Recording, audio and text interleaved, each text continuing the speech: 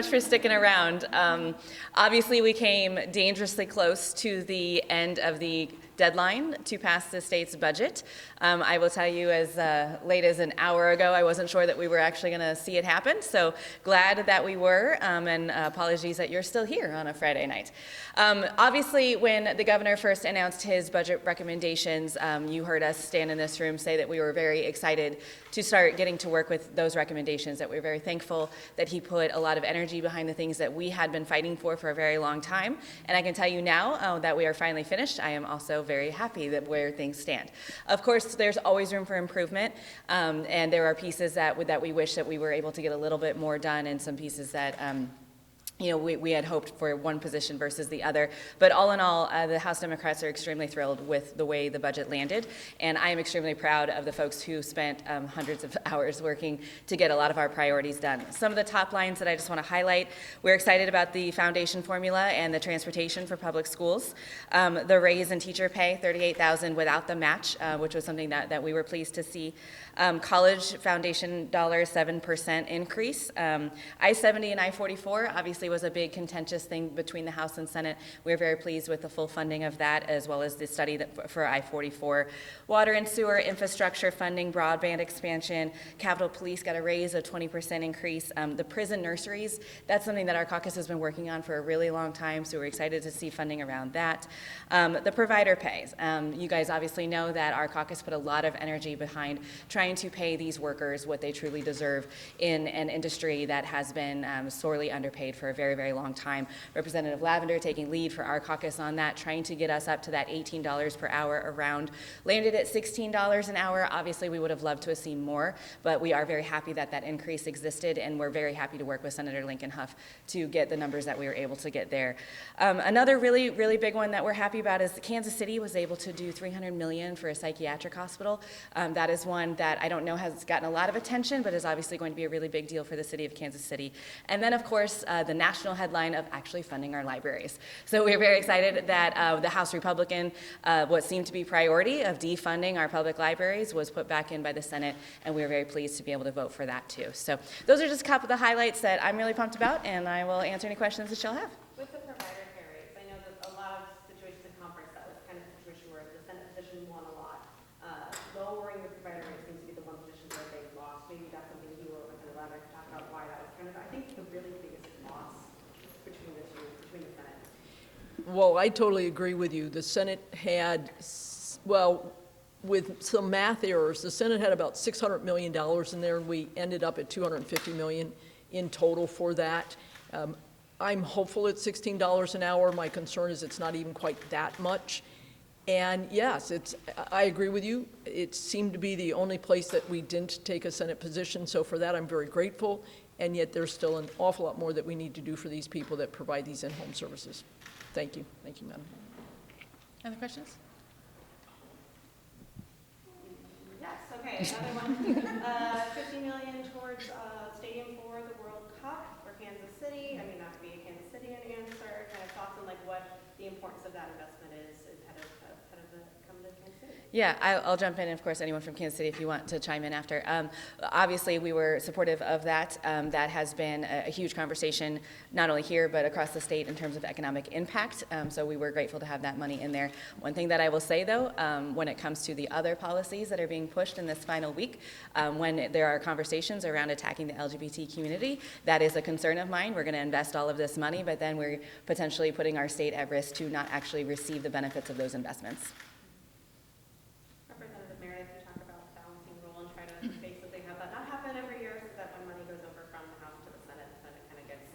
Their ability to do projects that they want to see. Thoughts on some of those projects that the House didn't put in that came over back? Like thoughts on maybe some that stuck out to you? I mean, I hate to say, and I told you so, but big picture wise, I think we saw even more of what we saw last year, which is once we left all that money on the table over to the Senate's not bound by the balancing rules, so they just got to add it on all the things they care about. Now, thankfully, a lot of our members were able to go across the building and work on things with them.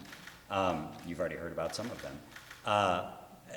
That's great, but it isn't really a great way for us to do this, because then we're left with either we take the Senate position or we sit on the money again.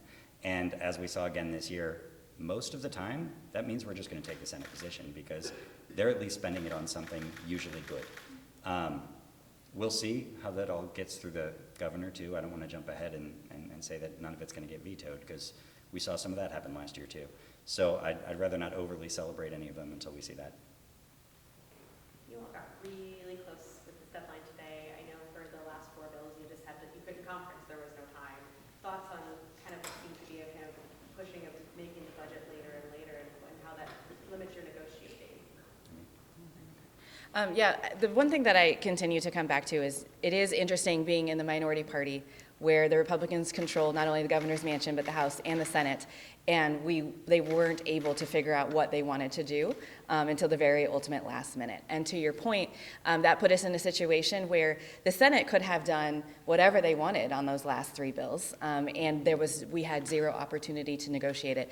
I would venture to guess most of the people who voted yes on those today had absolutely no idea what was in them, and that with the few Senate changes that did happen weren't discussed. And so to your point, it is frustrating. I think the citizens of Missouri deserve better. They deserve for their lawmakers to actually understand how they're spending their $50 billion, and the way the Republicans ran this entire system for our budget this year has been pretty shameful in that way.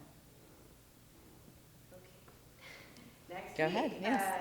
you have 1 week left. I think biggest news outside of the Capitol is the resignation of Secretary Kim Gardner, and there's been a lot of pressure on that special prosecuting bill. Do you feel that with her not in office anymore, a lot of the momentum for that has just slowed to where maybe you don't have to worry about it? I absolutely think that it should. I can tell you that the Senator O'Laughlin, actually, in her email, I believe she sent out today, indicated that she would like to see us pause on that, on 301, and give the city of St. Louis the opportunity it deserves to be able to, with the new appointment, hire staff and utilize their local control over what is going on in their local community. But I can tell you I've heard other Republicans on this side of the building say they still want to get it done, and we've got to show St. Louis, what's what. So it'll be interesting to see what actually happens, but as somebody who doesn't live in St. Louis, I have to side with the senator on this one, that I think we should be trusting them to give them the opportunity to move forward and create a system that works for them. I don't know if anyone else from St. Louis wants to add to that. All right, and then the Senate today passed 2 bills, 2 of them that contain the maternal postpartum language. So thoughts on that passing, and also the ability of that Medicaid, the poison pill of the abortion language is no longer there, but there is some other stipulations still. Thoughts on that remaining, but overall? Yeah, overall, we're thrilled, obviously, that this is moving forward. It's, I would say unfortunate that we're this close to the end of session, and this is still seeming to be a bartering tool, and I don't believe that when it comes to healthcare access that should be on the table for negotiations. But as you well know, this has been a bipartisan group of people working on this issue for many years, so we're extremely grateful that it's coming to the finish line. Fingers crossed that we'll actually get it all the way through. In terms of the poison language, I believe that the folks who are at the negotiating table will stay true to the compromises that they've agreed to and keep that stuff out and try to keep it clean, because it seems as though everyone who's been a part of those discussions have agreed to keep that language out. Has the House not signed that conference committee form on that bill yet? I don't know. I don't know the answer to that, so I don't want to. They both have been signed? Yeah, 45 was signed this morning, 106 was TAP. Okay, 45 was signed and 106 was TA feet, so there we go. Yeah. Okay, I'm done. Okay. Anyone else have questions? Okay, go home, get rest. Thanks, guys.